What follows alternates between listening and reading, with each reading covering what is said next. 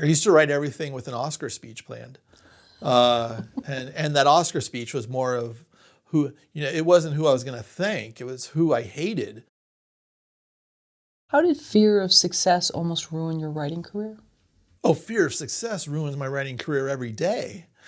It's, yeah, there's multiple fears. There's fear of success. There's fear of failure.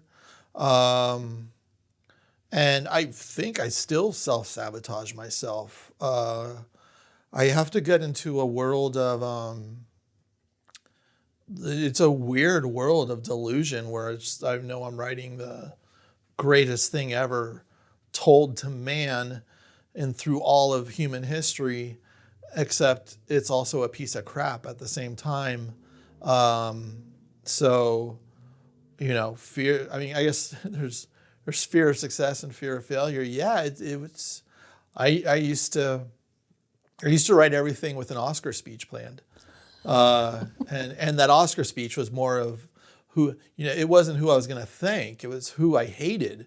And I was just going to I was going to bring all my resentments out, and it's silly and it's absurd to think about, but it would be fun to do an Oscar speech. But then you kind of look at it and go, but would it be really fun to go to the Oscars? But yeah, fear of success. It's weird because I've had very minor success. I don't have I don't feel like I have. I feel grateful for the success I've had, but in my very minor success, sometimes it's a little disconcerting, where it's just like, oh crap, yeah, that's out there for people to see. Oh, and I forget. But at the same time, that's wonderful. So what a bourgeois problem that is. Are you going to go to Starbucks and pay with 2 credit cards after this? Or? I'm going to pay with 2 credit cards. I'm going to ask for water. And they're going to put ice in it. And I'm going to be like, you're going to have to take this back and not put ice in this. Okay, right. Yeah. Do you almost feel guilty if things go well for you? What? Yes. Oh my God. I have therapy tomorrow too. We're going to talk about all of this. I think a lot of that though, it does have to do with, I grew up a Jehovah's Witness. So there is a lot of guilt in succeeding, especially in the entertainment industry. There's a lot of fear involved. I'm working through that actually constantly. I'm working through the murk and the mud of growing up in a way where I was supposed to be not part of this world and I wasn't supposed to buy into any of it. And my whole life was supposed to be devoted to the church. So I've been out for many years, but it's still back there and it still comes up. So, and not that my story is totally unique. I think a lot of people have a rough time with it because especially, you come from a working class family. And it's my grandfather, Grandpa DuShane. He lived a mile away from me in San Francisco. In the last 5 years of his life, I stopped talking to him because I would go over there and he would insult me for my choices, insult me for writing. Didn't understand why I didn't have a union job like he had, and it was constantly insulting. And I'm like, I have enough of my own self-doubt. I don't need to be put down so much. So I basically cut him off out of my life. And it's sad, but I had to do it because he wanted me to just be weighed down. And plus he doesn't understand. There's not a lot of money coming in. This is all an act of faith, but it's also not even an act of faith. It's a have to. When you realize you're a writer, you have to write. And it doesn't matter if anything gets published, and it doesn't matter.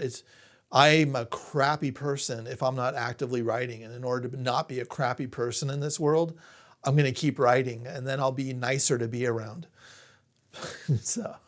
Interesting. So when you see a student in one of your classes or a Zoom, sort of relationship, and you can tell like this person has some talent, it just needs some refining, but I'm seeing they feel guilty about it. Like they feel like shameful that they have talent. What do you do to help them sort of come out of that, or you don't? You figure that's their own process. You don't want to rush it. Yeah, I mean, there's great talented people that come through. I'm there to help them with their craft, and I'm there to give them and to cheerlead them.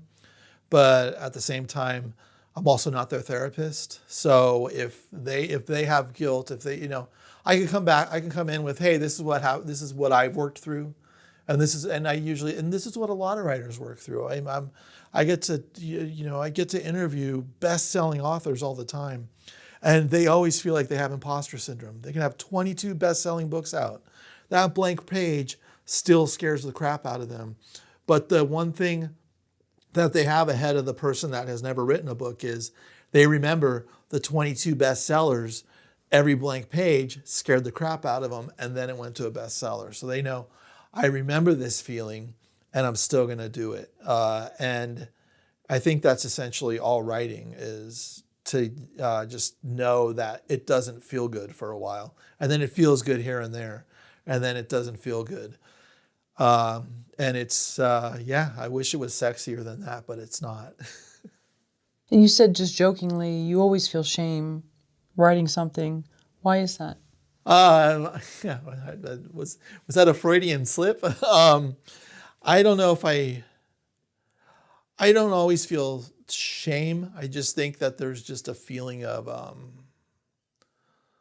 it's the working class in me. It's the working class family background.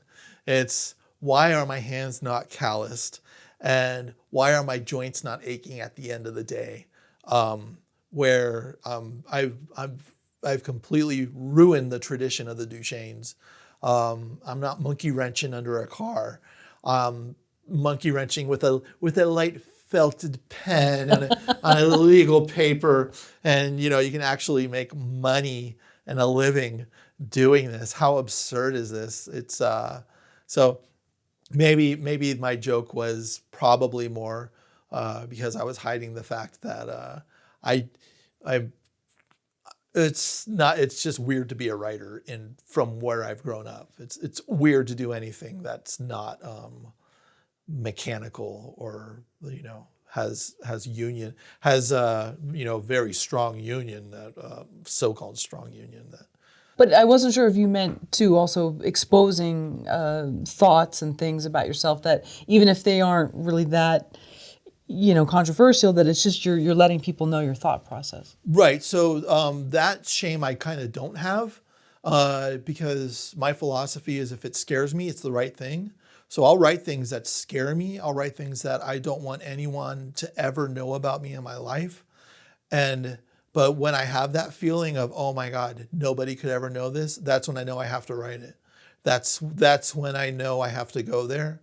And it's just hilarious that once those things come out, people go, I feel that way too. And everyone is just like, how did you write that? I can never write that, but I feel the exact same way.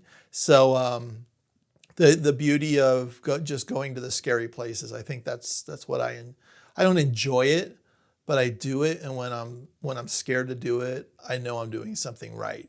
I know I'm heading in a good direction.